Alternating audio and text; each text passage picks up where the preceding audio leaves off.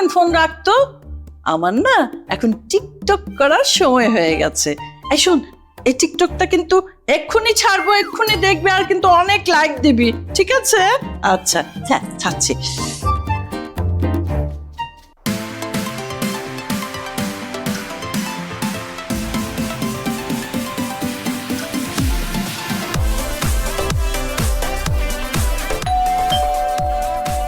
ধ্যাৎ। মালিহা, মালিহা, দেখ তো কে এলো। কি যে না খালি বিরক্ত করে, ধ্যাৎ।